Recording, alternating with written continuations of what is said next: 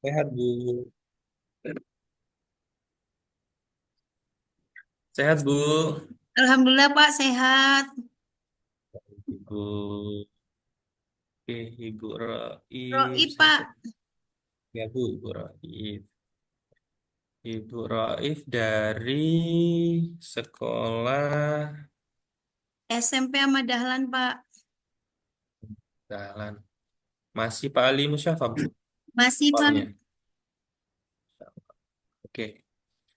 Bu Raif, kita langsung ya, Bu ya. Kita diskusi dan Ya, Pak. konfirmasi untuk tiga hal, yaitu berkenaan dengan modul ajar, kemudian PTK, dan modul proyeknya. Yang pertama untuk modul ajarnya, Bu. Mohon nanti Bu berikan informasi kepada saya bagaimana sebenarnya langkah terbaik untuk bisa menurunkan CP sampai kemudian menyusun modul ajar.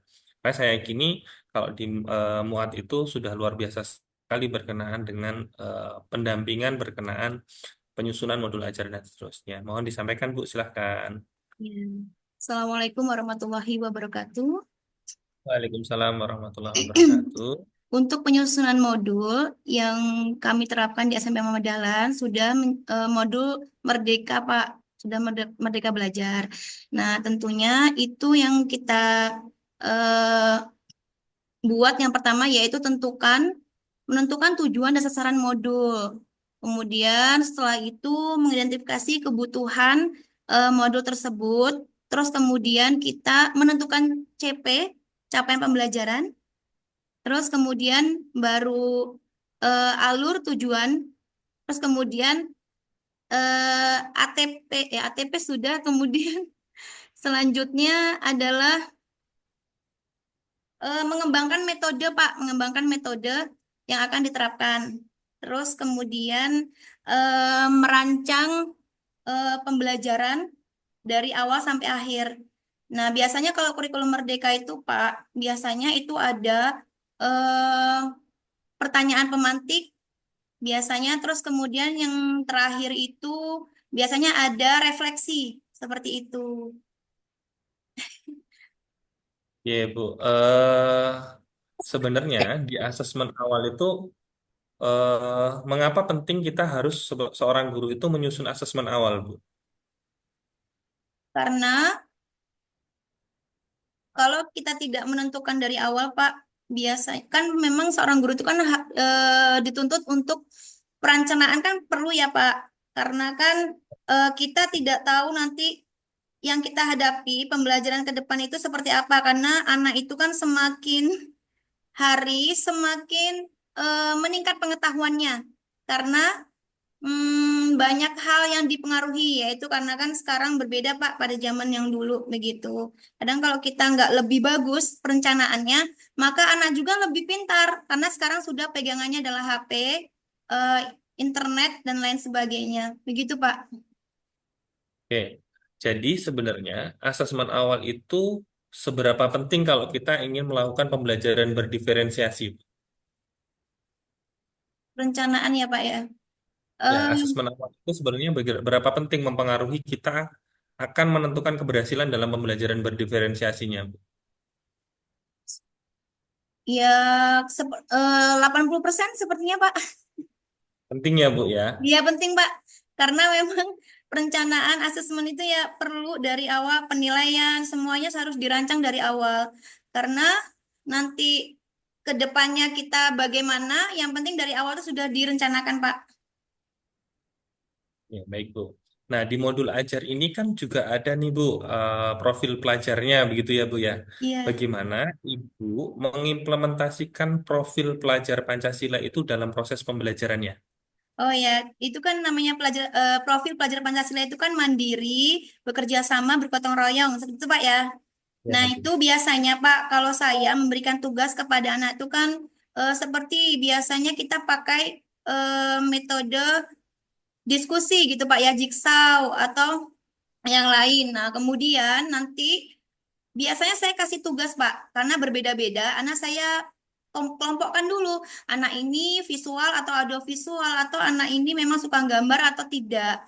Nah, kalau suka maka saya kelompokkan dengan yang suka, kemudian saya kasih tugasnya berbeda-beda. Contoh, kalau tentang menteladani, contoh menteladani sifat sifat Rasul Allah Subhanahu wa taala. Nah, seperti jujur, sifat wajib, jujur, tablik, fatonah. Nah, ada anak yang hanya menjelaskan, Pak, menjelaskan, terus kemudian cuman bisanya menceritakan atau mendeskripsikan.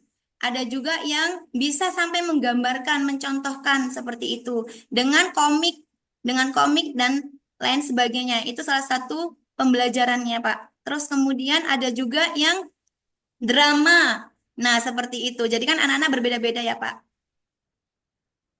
Oke Bu, sepertinya kalau modul ajar sudah tidak perlu diragukan lagi kalau dari guru muat Bu. Selanjutnya kita ke PTK saja Bu. Oh, ya, nah itu Judul nih Pak, PTK apa PTK, Bu? Pak. Karena saya jujur, Pak, Judul, kami nih belum pernah buat, Pak, ya, gitu. Masih meraba-raba. ya Bu, judul PTK apa Bu? Judul PTK Ibu apa Bu? Judul PTK saya, Pak, karena kami ini kan sekolah berbasis Islam. Terus dari mana-mana, Pak, nggak hanya dari Muhammadiyah kita terima. Dari negeri, dari manapun. Nah, itu saya mengambil peranan guru Al-Quran hadis untuk dalam mengatasi kesulitan membaca Al-Quran, membaca dan menghafal Al-Quran pada siswa kelas 7. Begitu. Oke, baik Bu. Nah, yang sebenarnya sederhana Bu pertanyaan saya gini. Kalau seandainya Ibu berhasil nih mengoptimalkan peranan guru Al-Quran hadis dalam mengatasi kesulitan membaca Al-Quran, gitu ya Bu ya. Jadi nanti anak-anak ini lancar nih, kesulitannya sudah dapat diminimalisir, membaca Al-Qurannya sudah bagus. Nah, kira-kira kalau anak sudah bagus membaca Al-Qurannya ini diatasi, kira-kira nanti ada hubungannya dengan hasil belajar siswanya nggak Bu? Oh, maksudnya hubungan dengan pembelajaran siswa yang di sekolah ya, Pak? Dengan hasil belajar Bu. Nanti kan kalau anak-anak belajar itu pasti yang diukur hasil belajarnya, begitu kan ya Bu ya? Iya. Nah, kira-kira kalau kesulitan membaca Al-Quran ini dapat diatasi, ya kan dapat diatasi nih Ya, Bu. iya Bu, Kira-kira iya Pak. nanti ada pengaruhnya nggak Bu terhadap hasil belajar siswanya? Apakah kira-kira anak hasil belajarnya juga akan meningkat? Atau Oh, oh beda Pak, nanti hasil belajarnya tidak seperti itu, nanti ada treatment lain. Ataukah sama, linear, berhubungan atau tidak Bu kira-kira? biasanya Pak, kalau kami kan biasanya ada ya Pak bimbingan konseling dan lain sebagainya. Kalaupun memang Al-Qur'annya itu kita terapkan, tentunya ada waktu Pak, ada waktu. Nah, sampai ada guru kami itu di sini Pak, ada yang penambahan jam gitu. Bagi anak yang contoh kalau dia mau hafid Pak di SMP Mandalan itu kan nggak semuanya Pak ya, nggak semuanya itu kan bagus. Nah, itu ada jam-jam tambahan itu dari jam pagi sampai jam 12. Itu untuk tahfiznya. Bagaimana dia ketinggalannya ini pembelajaran yang di sekolah. Jadi dia biar untuk meningkatkan jam tambahan dengan guru-guru. Jadi menghubungi guru kalau dia telat begitu, Pak. Oke, berarti memang ada kaitannya ya Bu ya. Nanti kalau Iya, treatmentnya nggak sesuai betul, ada Pak. treatmentnya. Kemudian Ibu menargetkan berapa persen Bu nanti dapat mengatasi kesulitan membaca Al-Quran ini? Mohon maaf, Pak. Bagaimana, Pak? Berapa persen nanti keberhasilan Ibu, kan peranan guru ini nanti peranan guru Al-Quran hadis ini mengatasi kesulitan membaca Al-Qurannya. Kira-kira target Ibu dari jumlah anak misalnya 20 anak gitu kan ya, 20 siswa begitu. Nah, kira-kira berapa persen anak-anak itu bisa teratasi kesulitan membaca Al-Qurannya? Bisa teratasinya tuh ya mungkin 70% Kalau untuk Nah, keseluruhan belum ya, Pak. Karena kan ya. anak-anak itu beragam ya, Pak. Ada yang memang mereka itu ya alasannya beragam, terus kemudian kebiasaannya juga beragam, susah untuk penangkapan nalar juga banyak lah. Nah, apa namanya, hal-hal yang mempengaruhi begitu, Pak. Kalau saya mau 100% kayaknya nggak mungkin. Oke, yang setidaknya ada targetan 70%. Nanti kan ada treatment siklusnya ya Bu ya. Berarti Iya, nanti kan Pak. ada siklus yang harus ditargetkan. Oke, Bu Raif, kita geser ke proyeknya. Ke proyeknya ini temanya apa Bu? Yang di upload Yang apa, Pak? PTK? project Bu, proyeknya, Oh, Project project P5, ya. yaitu menanggulangi sampah plastik, Pak. Oh, kan sampah plastik. Kegiatannya seperti apa itu Bu?